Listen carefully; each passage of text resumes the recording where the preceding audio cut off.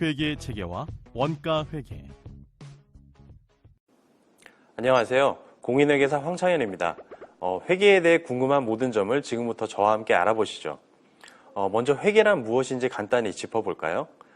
회계란 회사의 경영활동에 관심을 갖는 다양한 이해관계자가 합리적인 판단이나 경제적 의사결정을 할 수 있도록 기업 실체에 관한 경제적 정보를 식별하고 측정하여 전달하는 과정을 말합니다.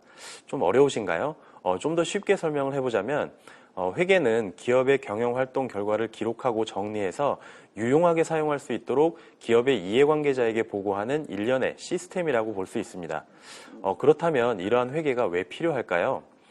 회계 정보는 경영자, 종업원, 투자자, 채권자, 거래처, 과세당국, 정부기관 등 한 기업의 이해관계자들이 기업과 관련된 경제적인 의사결정을 할 때 매우 중요한 지표가 됩니다.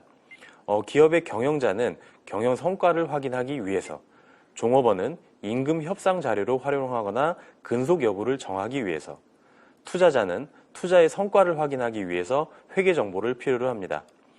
그리고 채권자는 여신의 제공 여부와 부채 상환 능력을 평가하기 위해서, 거래처는 신용거래 여부를 가늠하기 위해서, 그리고 과세당국, 정부기관에서는 세금 부과의 근거 자료로 사용하기 위해서 회계 정보를 필요로 하게 되는 것이죠. 그리고 이러한 이해관계자는 기업 경영을 담당하는 내부 이해관계자와 기업의 영업활동, 투자활동 및 재무활동에 관심을 갖고 있는 외부 이해관계자로 나눌 수 있습니다. 정보 이용자의 유형에 따라 회계를 재무회계와 관리회계로 나누기도 하는데요. 관리회계는 주로 경영진과 같은 회사 내부의 정보 이용자들에게 경영활동을 계획하거나 통제하는 데 유용한 정보를 제공하는 것을 목적으로 합니다. 이들은 주로 자신이 몸담고 있는 기업이 저렴한 원가로 재화 또는 용역을 생산하고 경쟁력 있는 수준의 판매 가격을 통해서 충분한 수익 및 현금을 창출할 수 있는지, 자원의 효율적 배분을 통해서 치열한 경쟁 속에서 기업이 지속적으로 성장할 수 있는지 등에 관심이 있기 때문이죠. 반면 재무회계는 외부 이용자의 경제적 의사결정에 유용한 정보를 제공하기 위한 외부 보고를 목적으로 하는데요. 이들은 투자, 대출 또는 거래 대상으로서의 기업으로부터 자신의 투자나 재화 및 용역 제공에 대한 적절한 보상을 받을 수 있는지, 혹은 기업이 조만간 도산할 위험은 없는지, 기업의 이익에 대해서 공정한 과세 자료를 얻을 수 있을지 등에 관심을 갖고 있기 때문입니다. 자, 이번에는 관리회계와 재무회계의 보고 형태적인 측면에서 어떤 차이가 있는지 자세히 살펴볼까요? 자, 먼저 관리회계의 경우인데요. 관리회계의 보고 수단은 특수 목적의 재무제표와 기타 보고서 등의 양식으로 일정한 기준 없이 필요한 경우에 작성이 되고 있습니다. 정보의 내용 및 속성에 있어서도 미래지향적이고 목적 적합성을 강조하는 특징이 있습니다. 반면 재무회계는 일반 목적을 위한 재무제표의 형식으로 법에 의한 요구에 따라 기업회계 기준 등 일정한 기준에 반드시 일치해서 작성되어야 합니다. 정보의 내용도 이미 일어난 일을 다루는 과거지향적이고 객관성을 강조하는 특징이 있습니다. 관리회계와 재무회계의 차이에 대해 잘 이해가 되셨나요? 그렇다면 우리가 이번 과정에서 중점적으로 다루게 될 원가회계란 무엇일까요?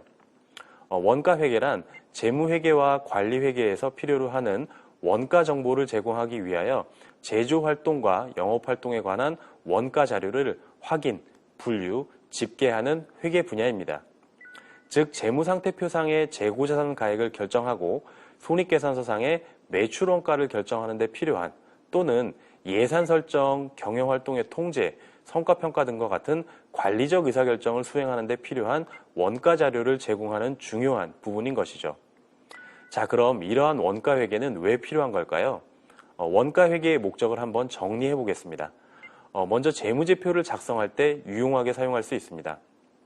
원가 계산과 관련된 계정 과목으로는 재무상태표에 표시되는 원재료, 제공품, 제품 등의 재고자산과 손익계산서에 표시되는 매출원가, 판매비와 관리비 등이 있는데요. 원가 계산에 따라 계산된 제품과 제공품의 기말 잔액은 재무회계로 넘어가 재무제표를 확정하는 데 중요한 역할을 하고, 원가 계산으로 계산된 제조원가는 제품이 판매되면 해당 사업연도의 손익계산서상의 매출 원가로 계상되어 매출액과 대응됨으로써 손익이 확정됩니다.